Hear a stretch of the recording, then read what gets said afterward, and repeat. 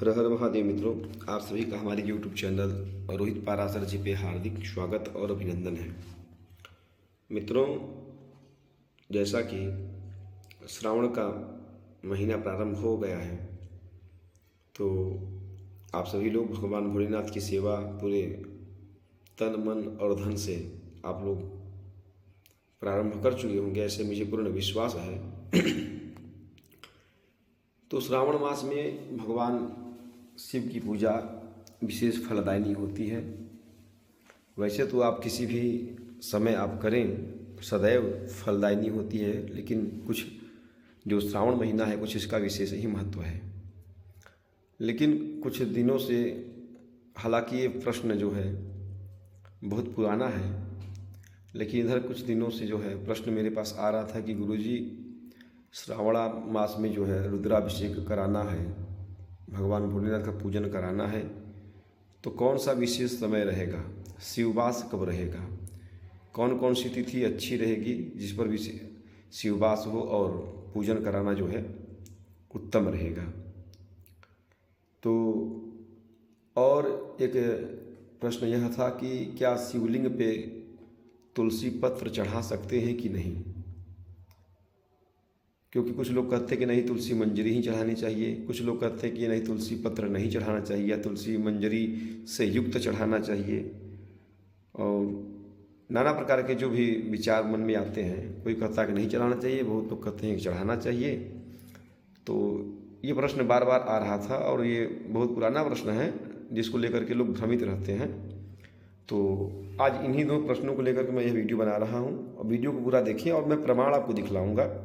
प्रमाण के साथ मैं आपको बताऊंगा कि क्या निर्देश शास्त्रों के द्वारा क्या निर्देश दिया हुआ है कि श्रावण मास में शिववास का विचार कहाँ कैसे कब करना चाहिए, और भगवान भोलेनाथ को तुलसी पत्र चढ़ाना चाहिए कि नहीं, तुलसी भगवान भोलेनाथ को चढ़ा सकते हैं अथवा नहीं। ये दोनों प्रश्न का आपको उत्तर इस वीडियो में प्रमाण के साथ मिलेगा। तो वीडियो को आप पूरा अवश्य देखें। अगर आप वीडियो को भगा कर देखते हैं तो निश्चित रूप से वो महत्वपूर्ण जानकारी छूट जाएगी। तो आइए वीडियो को प्रारंभ करते हैं। वीडियो को अगर अभी आपने लाइक नहीं किया है तो लाइक अवश्य कर दीजिएगा। ऐसी जानकारी आपको कहीं मिलेगी नहीं, लोग दिग्भ्रमित करेंगे, नाना प्रकार के बातों को बताएंगे, लेकिन प्रमाण शायद कोई न दे पाए। तो आइए प्रमाण के साथ मैं आपको बताने वाला हूँ। जैसा कि आप इसमें देख रहे हैं, स्क्रीन पर देख रहे होंगे कि शिववास फल दिया है, शिववास फल। तो इसमें तो ये सूत्र दिया हुआ कि शिववास कैसे निकालते हैं। इसका एक श्लोक है कि तिथिम च द्विगुणम कृत्वा पुनः पंच समन्वितम अमुर्भिश्च हृदभागम शेषांख्ये शिववासनम, कि तिथि को दोगुना कर दीजिए। देखिए इसमें लिखा हुआ है कि द्विगुणित तिथि में 5 जोड़कर 7 का भाग दें। मतलब तिथि, जो भी तिथि को आपको भगवान भोलेनाथ का पूजन कराना है, रुद्राभिषेक कराना है, उस तिथि को दोगुना करके 7 जोड़ दें, और क्रमशः जो शेष बचे उसका फल क्या होता है इसमें दिया हुआ है कि 1 आदि शेष रहने पर क्रमशः जो है पहले पर कैलाश, 2 आए शेष तो गौरी जी के साथ, 3 आए तो वृषभारूढ़ मतलब बैल पर, 4 आए तो भोजन पर,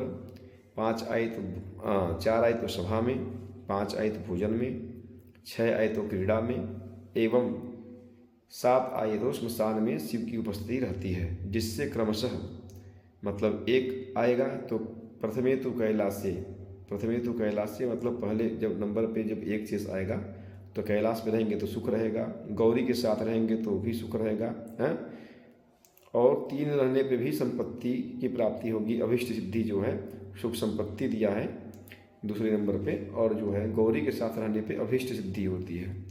और कैलाश के लिए देखिए सुख दिया हुआ है, दूसरे पे गौरी के साथ सुख संपत्ति दिया है, और वृषभारूढ़ जब बैल पे होंगे तो अभीष्ट सिद्धि होगी। बाकी आगे जो भी है भोजन पे, सभा में, क्रीड़ा में, श्मशान में रहेंगे तो संताप, पीड़ा और कष्ट था मरण होता है। तो ये तो बाकी ये सामान्य सी बात है कि देखना चाहिए शिववास, लेकिन क्या श्रावण मास में भी शिववास देखना चाहिए, इसको मैं प्रमाण के साथ आपको भी बताने वाला हूँ। जैसे आप यह जो अपने स्क्रीन पे आप देख रहे हैं, यह मैं आपको ऋषिकेश पंचांग का मैं आपको ये फ़ोटो दिखला रहा हूँ, देखिए पृष्ठ नंबर है, ये पृष्ठ नंबर आप देखेंगे, पृष्ठ यहाँ पे होगा 9 नंबर, देखिए यहाँ आपके दाहिने सबसे ऊपर देख रहे होंगे स्क्रीन पे 9 लिखा हुआ है। तो पृष्ठ संख्या 9, और ये हिंदी पंचांग है, ऋषिकेश का हिंदी पंचांग है।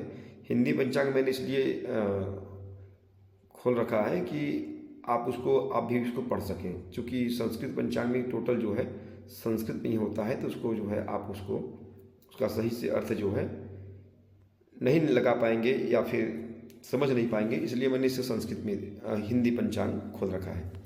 तो आप आगे देखेंगे कि यहाँ तक आपने पढ़ा कि जो है मरण होता है, लेकिन उसके आगे थोड़ा सा आप नीचे और देखेंगे, देखिए मैं आपको दिखाने वाला हूँ कि विशेष, देखिए विशेष लिखा है, सबसे नीचे आप देख रहे हैं विशेष करके लिखा है कि नित्य के शिव पूजन में, अगर आप नित्य प्रतिदिन भगवान शिव का पूजन करते हैं, श्रावण मास में, श्रावण मास जो सावन महीना होता है जो कि अभी प्रारंभ हो चुका है इसमें, तथा अधिक मास में शिववास का विचार नहीं होता है। समझ रहे हैं? मतलब नित्य के शिव पूजन में आप प्रतिदिन भगवान भोलेनाथ का शिव पूजन करते हैं, उसमें श्रावण मास में, और अधिक मास में, तथा अधिक मास में, जो अधिक मास लगता है जिसे लोग मलमास कहते हैं, उसको पुरुषोत्तम मास कहते हैं, और जो है अधिक मास भी कहा जाता है, और साधारण बोलचाल की भाषा में लोग उसको मलमास भी कहते हैं। तो अधिक मास में शिववास का विचार नहीं होता है, अर्थात कि श्रावण मास में, जैसा कि प्रश्न है कि श्रावण मास में शिववास देखना चाहिए कि नहीं, तो किसी भी प्रकार से जो है शिववास का विचार नहीं किया जाना चाहिए। ये मैं नहीं कह रहा हूँ, ये देखिए पंचांग में प्रमाण है, और ऋषिकेश पंचांग के हिंदी पंचांग आप खोलेंगे तो उसमें दिया हुआ है। तो श्रावण मास में आप किसी भी समय, किसी भी दिन, किसी भी तिथि पे आप भगवान भोलेनाथ का जो है आप पार्थिव शिवलिंग में जो है पूजन कर सकते हैं। हाँ, विशेष बात यह है कि पार्थिव शिवलिंग पे पूजन के लिए ही शिववास देखा जाता है, बाकी जो मंदिर हैं या फिर स्फटिक शिवलिंग है, पारद का शिवलिंग है, नर्मदेश्वर है, उन पर शिववास का विचार नहीं, क्योंकि उसमें पहले से वो प्रतिष्ठित होते हैं। मंदिर में शिव जी पहले से ही प्रतिष्ठित होते हैं, लेकिन जो पार्थिव शिवलिंग, जो मिट्टी का शिवलिंग बनाकर होता है, उसके लिए शिववास देखा जाता है।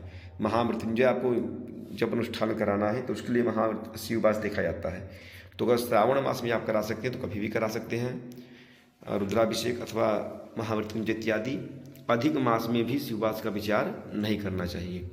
तो आशा करता हूँ कि यह प्रमाण आपने देख लिया कि ऋषिकेश पंचांग के पृष्ठ संख्या 9 पे सबसे नीचे आप आएंगे तो देखिए लिखा हुआ है। तो यह संशय आपका दूर हो गया होगा कि श्रावण मास में शिववास देखें कि नहीं देखें। आप किसी भी दिन आप भगवान भोलेनाथ का पूजन कर सकते हैं, किसी भी तिथि में, कोई दिक्कत नहीं है। आइए, आपका दूसरा प्रश्न है कि भगवान भोलेनाथ को जो है वो तुलसी पत्र चढ़ना चाहिए अथवा नहीं चढ़ना चाहिए। तो इसका भी प्रमाण आपको दिखा रहे हैं।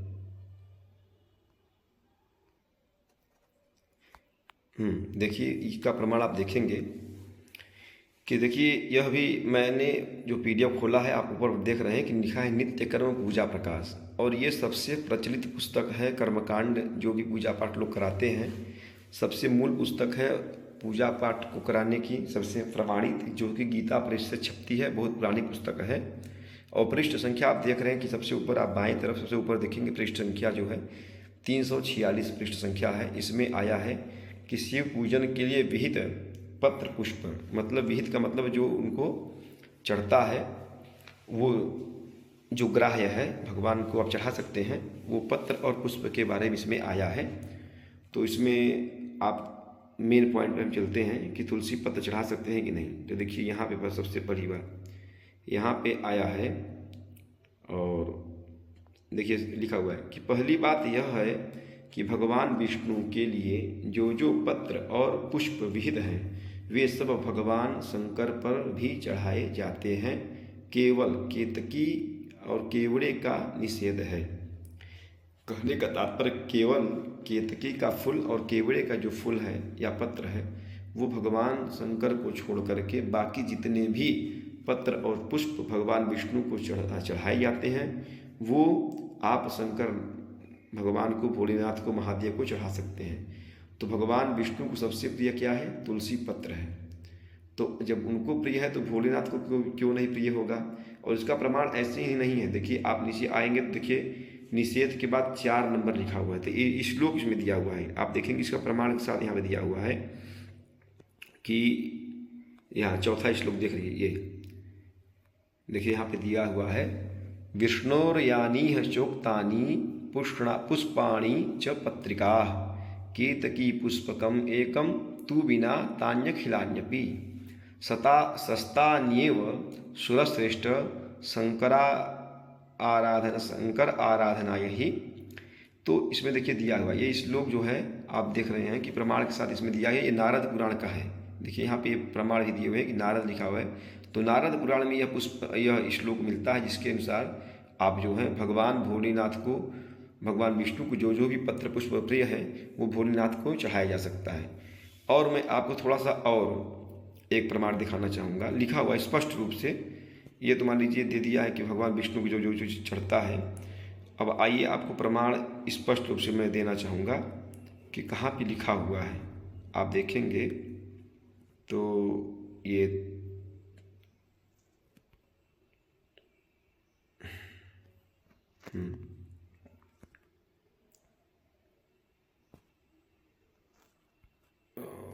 कहाँ गया,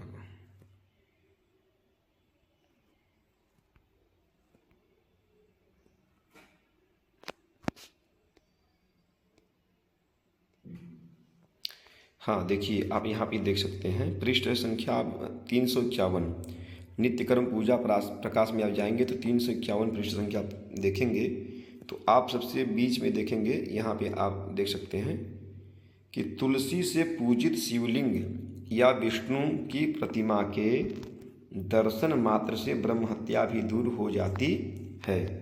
ये चौथा श्लोक के बाद 5वां श्लोक है। 5वां श्लोक का अर्थ देखिए यहाँ दिया हुआ है कि तुलसी से पूजित शिवलिंग या विष्णु की प्रतिमा के दर्शन मात्र से ब्रह्म हत्या दूर हो जाती है। और ये 5वां श्लोक है। 5वां श्लोक मतलब यहाँ पे आप नीचे आएंगे तो प्रमाण के साथ दिया होगा। देखिए यहाँ पे देखिए ये 5वां श्लोक यहाँ पे दिया हुआ है और ये ब्रह्म पुराण का श्लोक है कि लिंगम अभ्यर्चितम दृष्ट्वा प्रतिमां केशवस्य च तुलसी पत्र निकारैः मुच्यते ब्रह्म हत्यया।